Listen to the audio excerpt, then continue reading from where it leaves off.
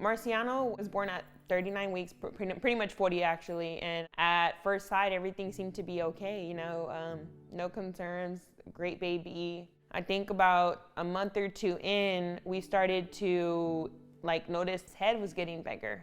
Well, about 6 months in, things kind of started to get worse. We saw all these specialists, neurologists, and they told us he had hydrocephalus, a traumatic brain injury.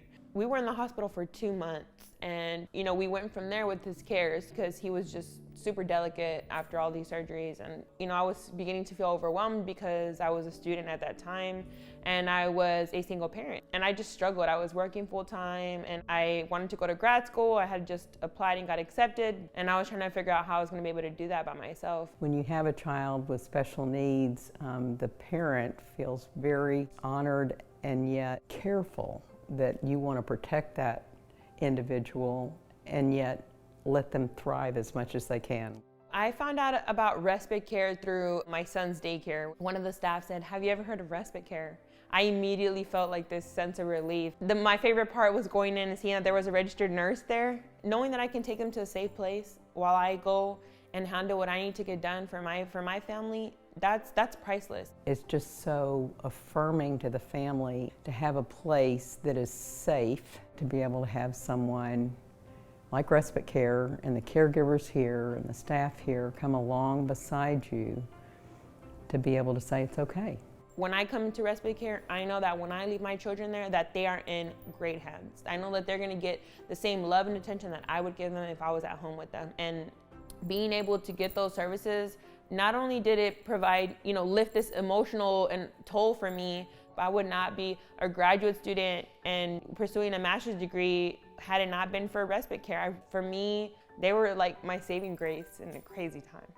It started in 1987, and we started with weekend respite so that families could feel like there was a team of people behind them supporting them. And I know that we have children from all over the state come here who's maybe temporarily relocated because of familial situations. So it's weaving together services, weaving together people's passions for children who do not have a voice, and helping be an advocate for families whose needs are sometimes hard to describe. I think the really important part of me for Respite Care was for him to be around other individuals who might also be experiencing similar challenges in their lives. And so when I took him to Respite Care, that was a really big deal for me, to see him be around people who were like him and different from him. And he really embraced that.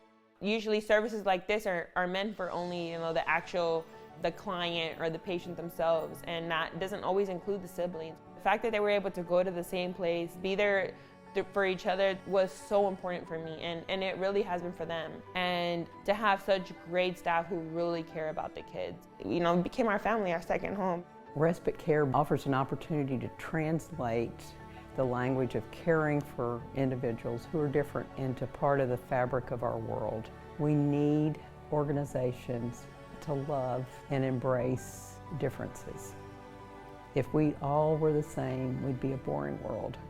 We've come such a long way. They said he wasn't going to be able to walk, and that kid runs everywhere. He's definitely walking, and his speech has progressed tremendously. And really, I only wish that Respite Care had even more services to serve more people, because I know that the need is there and they're doing such a great job. So who wouldn't want that for other families? These children give unconditional gifts to those people who are around them, their families and or caregivers here. It's my hope and prayer that Respite Care will be here for years to come, to be the vanguard for families with developmental disabilities, and be able to help those families to embrace the gift that these children are for them and for our community.